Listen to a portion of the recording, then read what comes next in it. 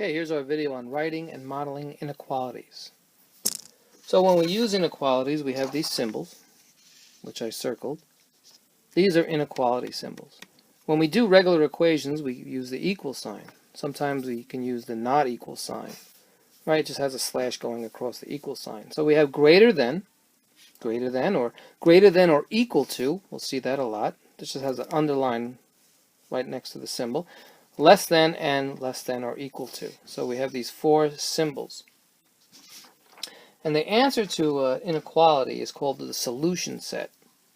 So let's use an example here. Let's say I had an inequality that said 1 is less than, let's say, m minus 2.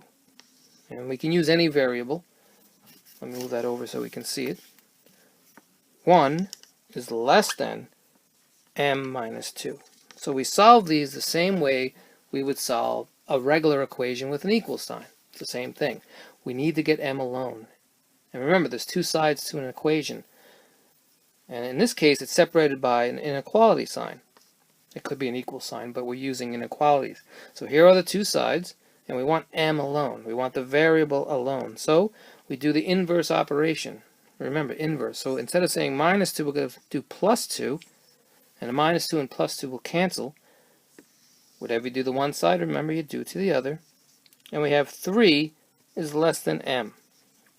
That's the solution set. M must be bigger than 3. So it could be 3.1, 3.2. It just needs to be bigger than 3. So the solution set, the solution to an inequality is called the solution set, and that would be the solution set. And we could model that on a number line. So on a number line, we're saying m is greater than 3. So this is going to represent m, that circle. M is greater than 3. The arrow is going that way because m is greater than 3. It can't be 3. So you see it's just circled, but it's not filled in. The circle's not filled in. If the circle was filled in, we're saying m could be 3. But in this case, m can't be 3. So again, m could be 3.1, 3.2. It just can't be 3. Let's see if you can do this one. K plus 3 is less than 7. K plus 3 is less than 7. See if you can do this one. Find the answer, find the solution set, and then put it on a number line. Okay, so we're going to minus the 3 because we want the k alone. Whatever you do to one side, you do to the other. And k has to be less than 4. Has to be less than 4. That's the solution set. When you put it on a number line, right? This is k now. We're not filling it in. Again, if we filled it in, we're saying k can be 4, but it can't be 4. K has to be less than 4. So the arrow's going that way. So what could k be if you just wanted to make a set? Well, you know k could be 3, right? It could be 3.1. It could be 3.9999, right? It just can't be 4. And it could be 2 or negative infinity. Let's try one with multiplication.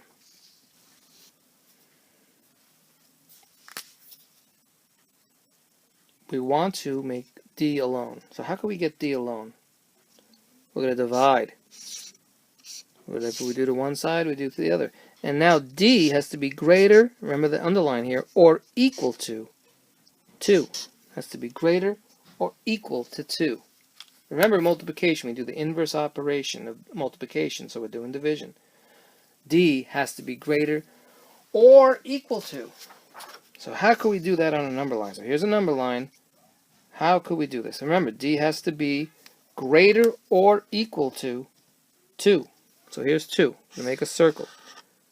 What should I do with that circle? Since we said d could be 2, I'm going to fill it in. You only fill it in if you know d can be 2. Since it's greater or equal to it, the arrow goes that way. So that's how we model it on a number line. Let's try a division problem now. This is saying m divided by 3. Remember, that's what a fraction is. M divided by 3. You can write it like this if you want. Is greater or equal to 4. So these are the two ways of doing it. So how do we solve this inequality?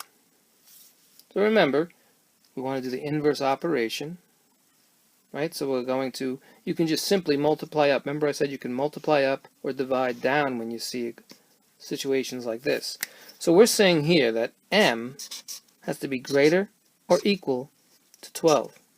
Let's check to see if that's right. What's 12 divided by 3? Well, it's 4, right? And it could be 4.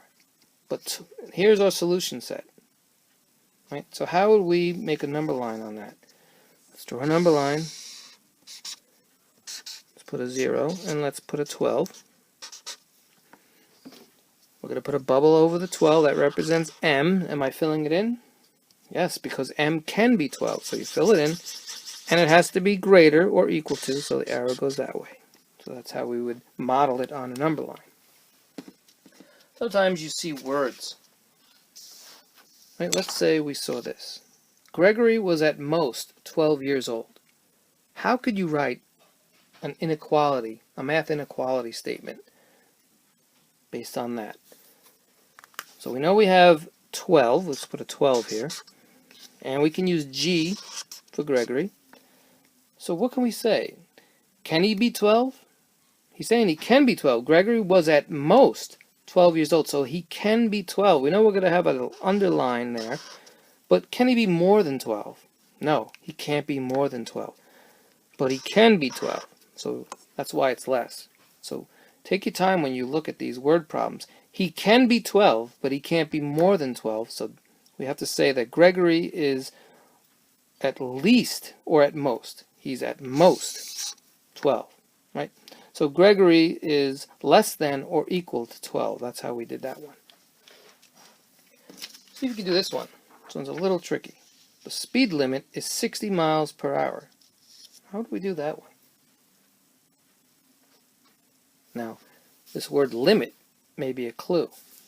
Let's say we'll use, instead of using S for the speed, we'll just use the rate. We'll use R for speed, right? So the speed or the rate, and we'll put a 60 here. So can it be more than 60? It says there's a limit, right? The limit of 60. So it can't be more than 60, but can it be 60? Yes. Less than or equal to 60, right? For that question. Sometimes you'll see inequalities that have fractions or decimals. How would you solve that one? Okay, well, we just want the d alone. We want the variable alone. We're going to divide the 5.5, same as if we had integers. Whatever we do to one side, do to the other.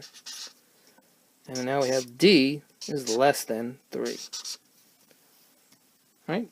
How do we check? 5.5 times 3 is 16.5. Now, let's put it on a number line. Right?